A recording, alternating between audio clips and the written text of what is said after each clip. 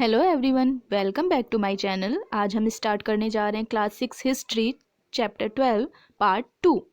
Part 1 में हमने ancient India के कल्चर लिटरेसी के बारे में पढ़ा था। उसके बाद लिटरेचर में भी religious literature and secular literature पढ़ लिया था। Buddhist religious literature, Buddhist literature and Jain literature जो कि उसमें आते हैं। उसके बाद सेकुलर लिटरेचर पढ़े थे हमने, जो कुछ फेमस पोइट्स वगैरह हुए थे उनके बारे में पढ़ा था। बाणभट्ट, कालिदास, फॉरेन ट्रेवलर्स जो आए थे जिन्होंने बुक्स लिखी थी, फाहियान वगैरह, इन सब के बारे में हमने स्टडी की थी। उसके बाद आर्ट एंड आर्किटेक्चर के बारे में पढ़ा था, टेम्पल्स के बारे में स्टडी की थी। अब हम आज इस चैप्टर में स्टडी करेंगे science and mathematics. Science and mathematics की बात करें तो एंशियंट इंडिया में साइंस वेल डेवलप्ड था। इसका एग्जांपल हमें किससे मिलता है तो इंडस वैली सिविलाइजेशन में जो टाउन प्लानिंग हुई थी वो इसका बेस्ट एग्जांपल है। उसके अलावा प्लैनेट्स और उनके मूवमेंट्स के बारे में भी उस टाइम में बता दिया गया था। हमारे जो दो फेमस उस टाइम में साइंटिस्ट हुए थे, एस्ट्रोनॉमर्स, मैथमेटिशियन, आर्यभट्ट और वराहमिहिर, 4th सेंचुरी सीई के आसपास ये लोग हुए थे। तो आर्यभट्ट ने एक बुक लिखी थी संस्कृत में, आर्यभट्टम। काफ़ी फेमस साइंटिस्ट थे। तो इन्होंने क्या बताया था उस टाइम में अपनी बुक में, जो अर्थ का रोटेशन होता है इसकी एक्सिस पे, उसकी वजह से डे एंड नाइट होते हैं। उन डे एंड नाइट होने का रीज़न है अर्थ के अपने एक्सिस पे रोटेशन।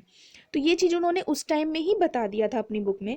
उसके अलावा उन्होंने एक्लिप्सिस के भी रीज़न बताए थे, क्यों होते हैं, इनके कारण बताए थे। इनके अलावा एक और जो फेमस मैथमेटिशियन या एस्ट्रोनॉमर थे, वराहमिहिर, पुराने टाइम में, तो इनकी जो फेमस बुक है पंच सिद्धांतिका लिखी थी इन्होंने। आर्यभट्ट के पहले ये एस्ट्रोनॉमी में मोस्ट इंपॉर्टेंट वर्क माना जाता था। उनकी बुक में उन्होंने नंबर सिस्टम के बारे में, प्लेस वैल्यू के बारे में डिस्क्राइब किया है, प्लेस वैल्यू के बारे में बताया, जो कि हम आज भी स्टडी करते हैं मैथ में। उसके अलावा उनकी जो एक और बुक थी रोमक सिद्धांतिका। भट्ट से पहले, आर्यभट्ट की जो आर्यभट्टम बुक आई थी, उससे पहले ये एस्ट्रोनॉमी में बेस्ट बुक मानी जाती थी, पंच सिद्धांतिका इनकी। इस बुक में इन्होंने नंबर सिस्टम के बारे में, प्लेस वैल्यू के बारे में डिस्क्राइब किया है, जो कि अभी भी हम मैथ्स में पढ़ते हैं। उसके अलावा उनकी एक और जो बुक थी, उनका वर्क था रोमक सिद्धांत। इसमें इन्होंने मतलब एस्ट्रोनॉमी में मास्टर्स कर लिया। इसके बाद इसमें इन्होंने सन और मून के मोशंस के बारे में बताया है, उसके बारे में एक्सप्लेन किया है। और जो उनकी एक और फेमस बुक है बृहद संहिता जो इनकी बुक है, उसमें इन्होंने क्या किया, जो भी हेवनली बॉडीज़ होती है, अर्थ, मून, सन, सब के बारे में एक्सप्लेन किया है।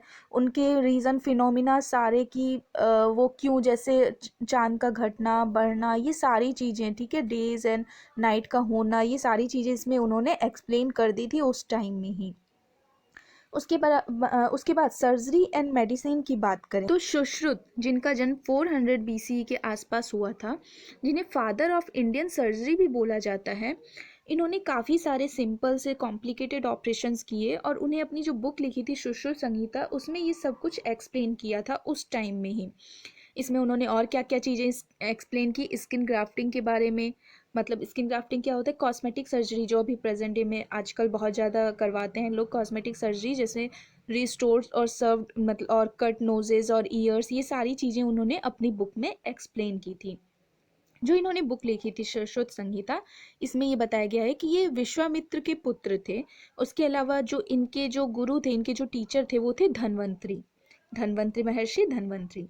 इनके अलावा, सुश्रुत के अलावा, जिन्हें फादर ऑफ इंडियन सर्जरी बोला जाता है, इनके अलावा एक और जो फेमस सर्जन थे, फिजिशियन थे, वो कौन थे, चरक, महर्षि चरक। ठीक है, इनका जन्म कब हुआ था, 320 BCE के आसपास में। इन्होंने अपनी बुक लिखी थी चरक संहिता। ठीक है, उसके अलावा, इनके अलावा एक और फेमस जो महर्षि थे, धन्वंतरी, इन्होंने ये सर्जरी के टीचर थे, इनसे ही जो ये थे सुश्रुत थे, इन्होंने इन्हीं से शिक्षा ली थी। इसके अलावा वाघभट्ट, एक और जो इस फील्ड में एक और ये महर्षि वाघभट्ट थे, इन्होंने अपनी बुक लिखी थी अष्टांग संग्रह, जिसमें उन्होंने किन किन चीज़ों के बारे में बताया था, तो मेडिसिन, एनाटॉमी, हाइजीन, ये 200 BC के आसपास इन्होंने ये सारी चीज़ें उस टाइम ही एक्सप्लेन कर दी थी अपनी बुक में। इनके अलावा एक और आचार्य हुए थे, माधवाचार्य। इन्होंने डायग्नोसिस के बारे में, डिजीज़ेस, पैथोलॉजी के वर्क के बारे में, ये सारी चीज़ें इन्होंने एक्सप्लेन की थी। तो ये सारे फेमस सर्जन, फिजिशियन उस टाइम के हुए थे, डॉक्टर्स जिन्हें हम बोल सकते हैं फेमस हुए थे उस टाइम में। और जो चीज़ें अभी प्रोसेस में आ रही हैं, अभी हम यूज़ में ले रहे हैं, जितना साइंस अभी डेवलप हुआ है, ये सारी चीज़ें हमारे इंडिया में उस टाइम में ही बता दी गई थी, इन ऋषियों द्वारा उस टाइम में ही एक्सप्लेन कर दी गई थी। अब बात करते हैं योगा और स्पिरिचुअल साइंस। तो इंडिया का वर्ल्ड में एक और मेजर कंट्रीब्यूशन क्या है, योगा के बारे में बताना, ठीक है। महर्षि पतंजलि जो हुए थे हमारे, उन्होंने सेकेंड सेंचुरी बीसीई के आसपास ही योगा के कुछ ये फंडामेंटल्स दे दिए थे उस टाइम में ही। तो योगा उस टाइम में ही आ चुका था वर्ल्ड में, योगा को के बारे में इंडिया ने ही बताया है उसके बारे में। उसके अलावा फिजिकल साइंस की बात करें तो जो भास्कराचार्य थे, इन्होंने ग्रेविटी के बारे में 1200 ईयर्स अगो ही सारी चीज़ें लिख दी थी अपनी बुक सूर्य सिद्धांत में। जो चीज़ें बाद में आइंस्टाइन ने बताई, ये सारी चीज़ें भास्कराचार्य ने उस टाइम में ही बता दी थी। मेटलर्जी की बात करें तो इंडिया में मेटलर्जी उस टाइम में ही काफ़ी इम्प्रूव हो चुका था। इसका एग्जाम्पल हम कैसे देख सकते हैं, तो आयरन पिलर जो कि महरौली में बना है अभी तक, जिस पर यह रस्ट नहीं लगा है, कब बना था, ये गुप्ता पीरियड के टाइम में ही बन चुका था। तो ये इसका फेमस एग्जाम्पल है। उसके अलावा वर्ल्ड में एक और जो ग्रेट कंट्रीब्यूशन बोल सकते हैं हम अपने एंशियंट इंडिया का मैथमेटिक्स की फील्ड में, वो क्या है, जीरो की खोज करना, शून्य या ज़ीरो का इन्वेंशन जो है ये आर्यभट्ट ने किया था, हमारे ग्रेट साइंटिस्ट आर्यभट्ट ने। और बाद में इस सिस्टम को अरब एंड यूरोपियंस ने अपनाया, ठीक है। उसके बाद में जो हमारे इंडिया की जो भी इम्पोर्टेंट डिस्कवरी है वो हम इस लाइन से ही समझ सकते हैं, इस कोट से ही समझ सकते हैं, जो फेमस साइंटिस्ट एल्बर्ट आइंस्टाइन ने लिखी थी हमारे बारे में। We owe a lot to the Indians who taught us how to count, without which no worthwhile scientific discovery could have been made. हमें इंडियंस का आभारी होना चाहिए जिन्होंने हमें ये सिखाया कि कैसे काउंट किया जाता है, जिसके मतलब जिसके बिना कोई भी साइंटिफिक डिस्कवरी करना पॉसिबल नहीं था।